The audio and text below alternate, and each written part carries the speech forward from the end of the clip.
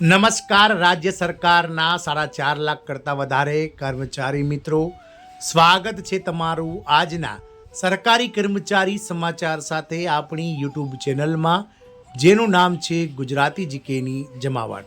તો સરકારી કર્મચારીઓ હવે ખેર નહીં, કારણ કે રાજ્યના મુખ્યમંત્રી દ્વારા સરકારી કર્મચારીઓ માટે હવે આ બાબતને લઈ અને મહત્વનો ચુકાદો જે છે તે જાહેર કરવામાં આવ્યો છે. જો સરકારી કર્મચારી તરીકે તમે પણ રાજ્ય સરકારના બેનર હેઠળ કામ કરો છો તો તમારા માટે આ ન્યૂઝ સાંભળવા ખૂબ જ જરૂરી છે, કારણ કે દેશની રાજ્ય સરકાર દ્વારા હવે સરકારી કર્મચારીઓ માટે વૃદ્ધ માતા પિતાની સંભાળ રાખવી અનિવાર્ય બનાવવામાં આવી છે. જો કોઈ કર્મચારી પોતાના વૃદ્ધ માતા પિતાની સંભાળ રાખવામાં જે છે તે બેદરકારી દાખવશે તો તે કર્મચારીઓનો 15% સુધી પગાર કાપી નાખવાને લઈ અને રાજ્ય સરકારે પરિપત્ર જાહેર કર્યો છે.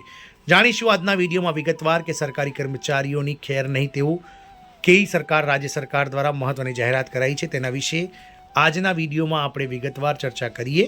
તો રાજ્ય સરકારના કર્મચારી મિત્રો, વિડીયોના અંત સુધી આપ બન્યા રહો.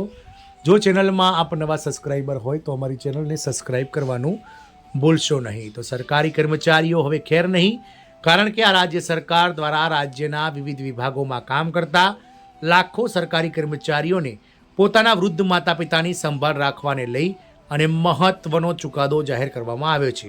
જો કોઈ સરકારી કર્મચારી ચાલુ નોકરી દરમિયાન પોતાના વૃદ્ધ માતા પિતાની સંભાળ નહીં રાખે તો તે કર્મચારીઓનો પગાર 15% સુધી કાપવાને લઈ અને રાજ્ય સરકારે વિભાગોને આદેશ આપી દીધા છે. વાત કરીશું દેશની તેલંગાણા સરકારની.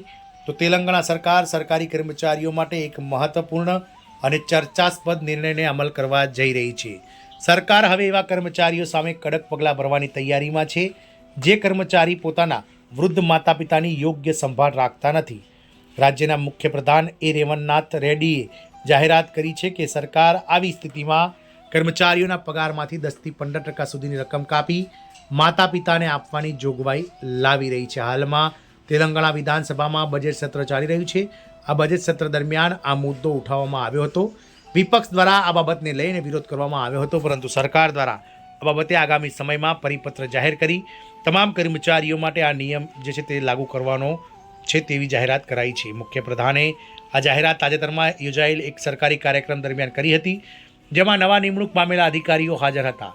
પોતાના સંબોધનમાં તેમણે કહ્યું હતું કે આજે ઘણા યુવાનો ઊંચા હોદ્દા અને સારા પગાર સુધી પહોંચે છે, પરંતુ તેમની પાછળ માતા પિતાનો અપાર ત્યાગ અને મહેનત છુપાયેલી હોય છે.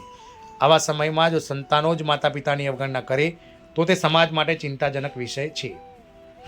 સરકાર જે પ્રસ્તાવ લાવી રહી છે તે મુજબ જો કોઈ વૃદ્ધ માતા પિતા ફરિયાદ કરશે કે તેમનો પુત્ર અથવા પુત્રી જે રાજ્ય સરકારમાં કર્મચારી છે તેમની જવાબદારી નિભાવી રહ્યા નથી, તો તપાસ બાદ સંબંધિત કર્મચારીના માસિક પગારમાંથી 10થી 15% રકમ કપાઈ જશે. આ કપાત સીધી માતા પિતાના બેંક ખાતામાં જમા કરવામાં આવશે, જેથી તેઓ પોતાની જરૂરિયાતો અને મોંઘવારીના સમયમાં જીવન જીવી શકે. મુખ્યપ્રધાન રેવંત રેડ્ડીએ સ્પષ્ટ કર્યું છે કે આ માત્ર કાયદાકીય પગલું નહીં, પરંતુ એક સામાજિક સંદેશ પણ છે. તેમણે કહ્યું કે સરકારી નોકરી માત્ર અધિકાર નહીં, પરંતુ જવાબદારી પણ છે. જે વ્યક્તિ સરકારમાં સેવા આપે છે તે સમાજ માટે આદર્શ હોવો જોઈએ અને સૌથી પહેલાં પોતાના પરિવાર પ્રત્યે ફરજ બજાવવી જોઈએ. બજેટ સત્ર દરમિયાન આ પ્રસ્તાવ વિધાનસભામાં રજૂ થયો છે. સરકાર આ પ્રસ્તાવને બજેટ સત્ર દરમિયાન તેલંગાણા વિધાનસભામાં રજૂ કરવાનો છે. વિધાનસભામાં ચર્ચા બાદ કાયદાને મંજૂરી આપવામાં આવશે તો તે અમલમાં આવશે. હાલમાં આ પ્રસ્તાવ પ્રથમ તબક્કે છે, એટલે કે પ્રાઇમરી સ્ટેજ ઉપર છે અને સત્તાવાર કાયદો બન્યો નથી. આ નિર્ણયને લઈને રાજકીય અને સામાજિક વર્તુળોમાં ચર્ચા શરૂ થઈ ગઈ છે. કેટલાક લોકો આ પગલાંને વૃદ્ધ માતા પિતાના હિતમાં મહત્વપૂર્ણ ગણાવી રહ્યા છે, કારણ કે આજકાલ અનેક વૃદ્ધો એકલતા અને આર્થિક મુશ્કેલીઓનો સામનો કરી રહ્યા છે.